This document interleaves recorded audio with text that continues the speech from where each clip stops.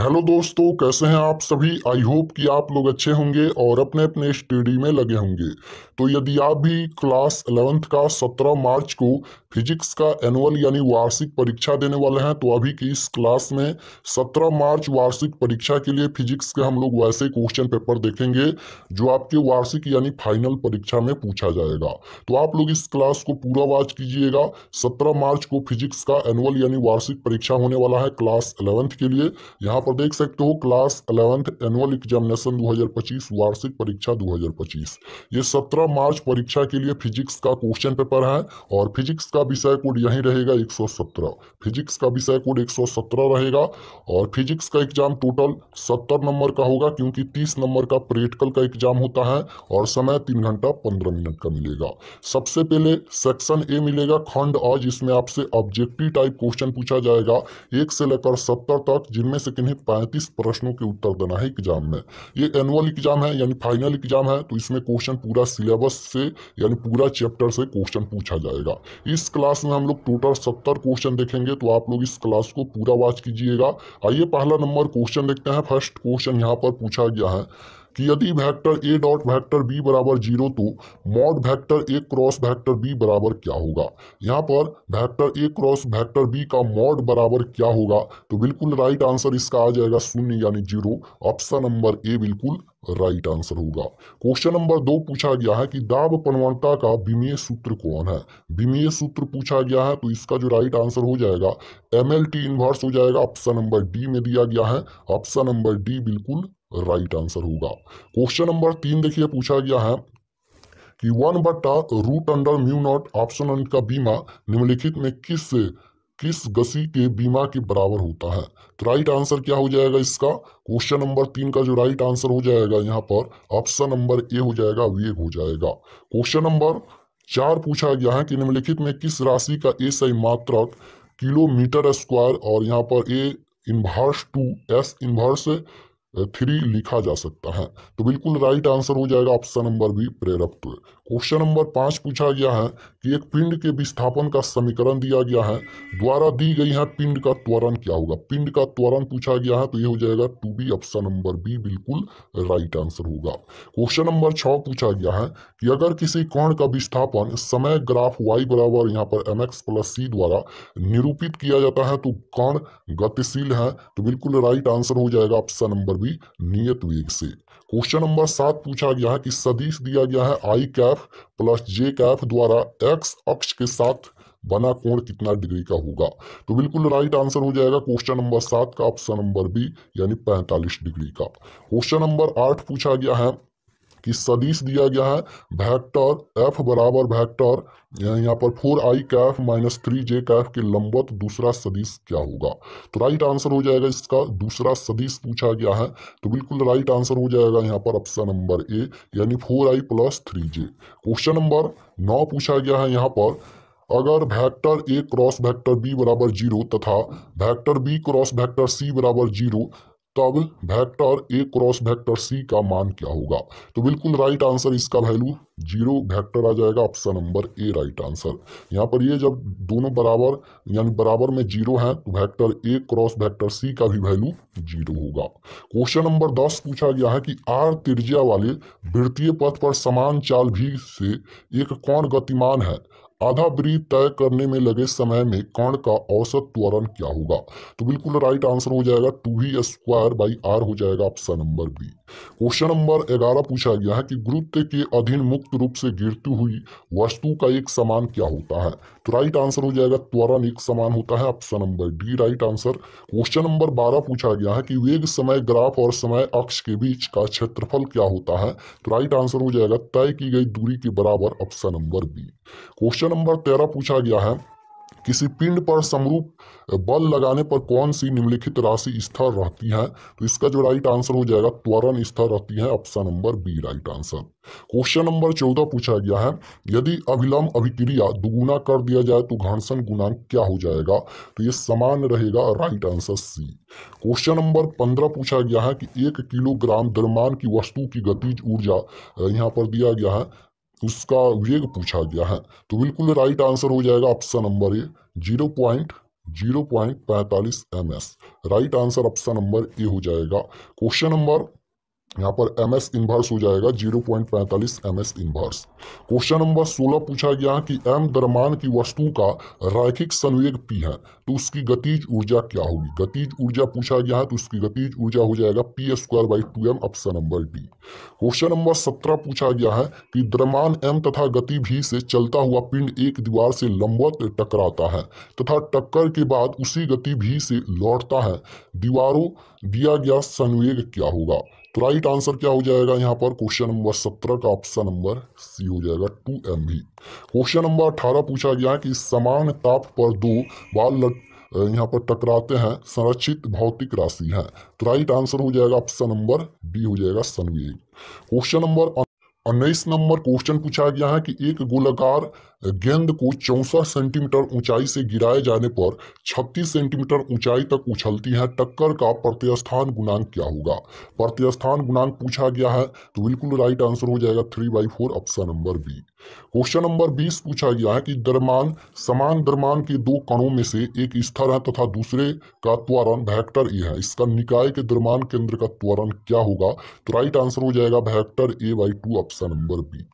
Question number 21 पूछा गया है कि एक कोण x अक्ष के समानांतर नियत वेग से चल रहा है, मूल बिंदु के सापेक्ष उसका कोणीय संवेग क्या होगा। तो नियत रहता है, right answer option number B हो जाएगा। क्वेश्चन हम लोग 22 की ओर चलते हैं और 22 नंबर क्वेश्चन यहाँ पर पूछा गया है कि एक ठोस गोले तथा एक पतले गोलीय द्रव्यमान तथा उसके व्यास के जड़त आघूर्ण बराबर है, उसकी त्रिज्याओं का बीच अनुपात क्या होगा। तो √5 अनुपात √3 हो जाएगा, option number D. Question number 23 पूछा गया है यहाँ पर कि खोखले गोले के भीतर गुरुत्वीय विभव। तो राइट आंसर हो जाएगा ऑप्शन नंबर बी, समरूप रहता है। क्वेश्चन नंबर 24 पूछा गया है कि एक वलय का द्रव्यमान m और उसकी त्रिज्या r है, वलय के केंद्र से गुजरते हुए उसके बल के लंबवत अक्ष के परित इसका जड़त आघूर्ण क्या होगा। तो राइट आंसर हो जाएगा option number D, mr²। Question number 25 पूछा गया है कि जब दूध को माठा जाता है तो मक्खन अलग होता है, इसका कारण क्या है। तो राइट आंसर हो जाएगा अपकेंद्र बल, option number C. Question number 26 देखिए, 26 नंबर क्वेश्चन यहाँ पर पूछा गया है कि द्रव्यमान m का एक पिंड आघूर्ण अक्ष के परित एक समान कोणीय वेग के साथ यहाँ पर घूमते हैं, इस अक्ष के परित इसका जड़त आघूर्ण, इसका कोणीय संवेग क्या होगा। तो राइट आंसर हो जाएगा option number D. Question number 27 पूछा गया है एक ठोस गोले के बाहर स्थित बिंदु P पर गुरुत्वीय विभव दिया गया है, जहां गुरुत्वाकर्षण नियतांक तथा m गोले का द्रव्यमान है, इसमें x क्या होगा। तो राइट आंसर हो जाएगा ऑप्शन नंबर सी हो जाएगा, बिंदु P की गोले के केंद्र से दूरी है। क्वेश्चन नंबर 28 पूछा गया है किसी वस्तु का संवेग 20% बढ़ा दी जाती है तो उसकी गतिज ऊर्जा में वृद्धि होगी। तो राइट आंसर हो जाएगा option number C, 44%। Question number 29 पूछा गया है कि एक ठोस गोला बिना फिसले क्षैतिज समतल पर लुढ़कता है, इसकी कोणीय गतिज ऊर्जा तथा रेखीय गतिज ऊर्जा का अनुपात किसके बराबर होगा।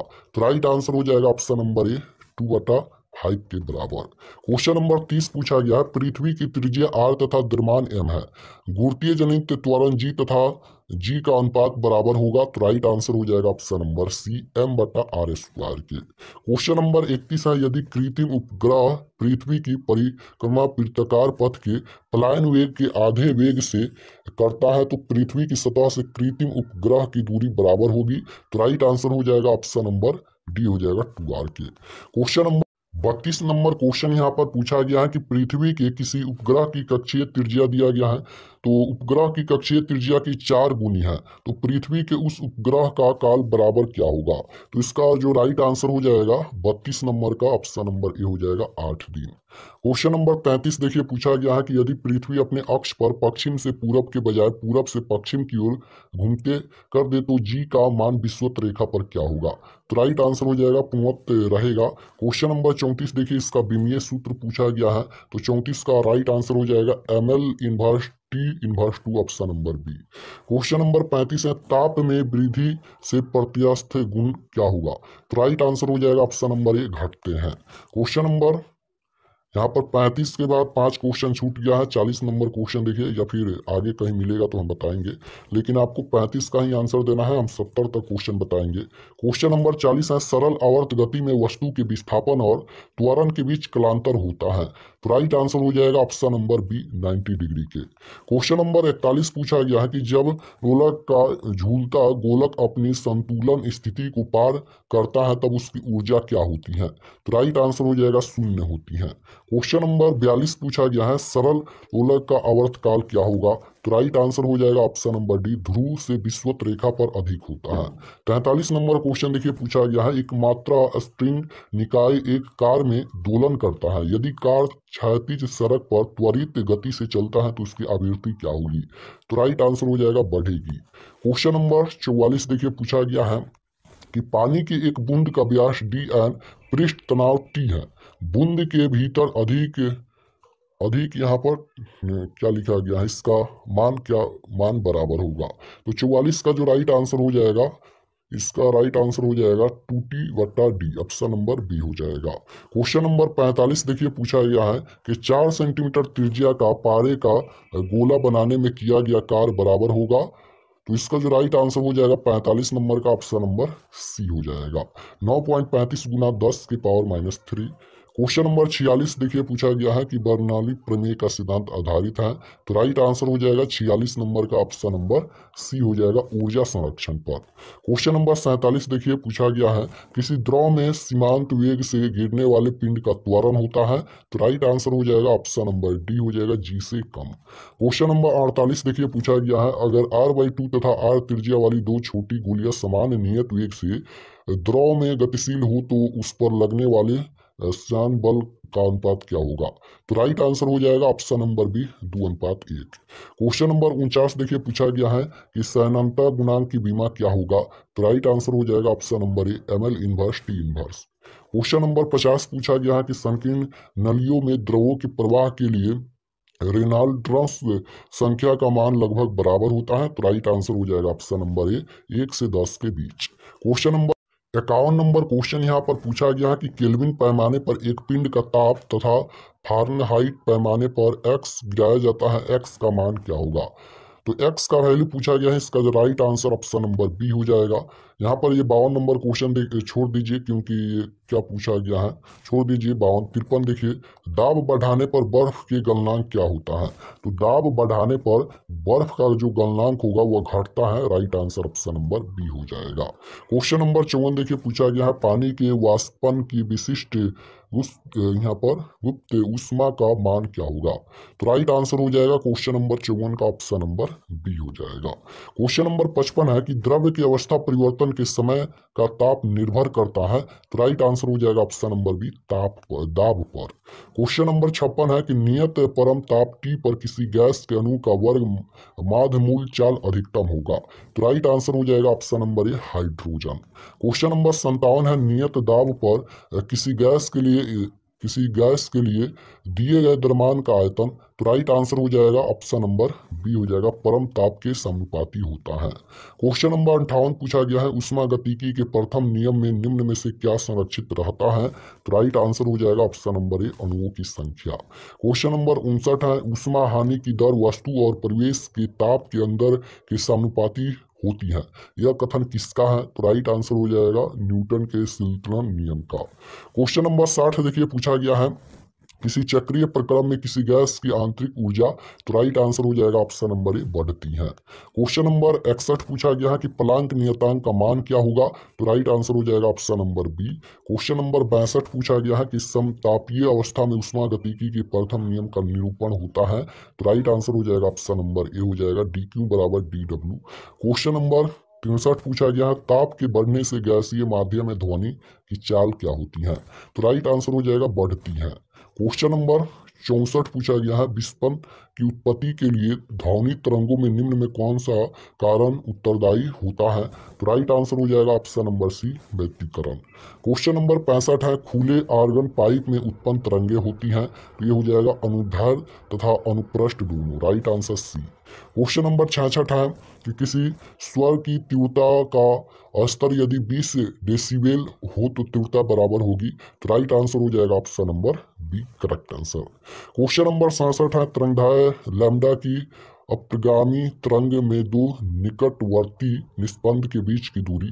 तो राइट आंसर हो जाएगा option number B λ/2। Question number 68 है ध्वनि की प्रबलता निर्भर करती है। तो राइट आंसर हो जाएगा option number B. Question number यहाँ पर पूछा गया है 69 नंबर, यदि दो तरंगों की तीव्रता का अनुपात 4:1 है तब उनके आयामों का अनुपात होगा। तो राइट आंसर हो जाएगा 2:1। डोरी का तनाव बढ़ने से अनुप्रस्थ कंपन की आवृत्ति, तो राइट आंसर हो जाएगा बढ़ती है। तो यहाँ पर हम लोग फिजिक्स के क्वेश्चन पेपर देखे हैं। आप लोग के एग्जाम में 35 का ही आंसर देना है। तो आप लोग कमेंट में बताइए आपका कितना प्रश्न सही हुआ। और अगर आप लोग चैनल पर नए होंगे तो चैनल को आप लोग सब्सक्राइब कर लीजिएगा ताकि आने वाले नेक्स्ट क्लास आपके पास जरूर पहुँचे। और चलिए हम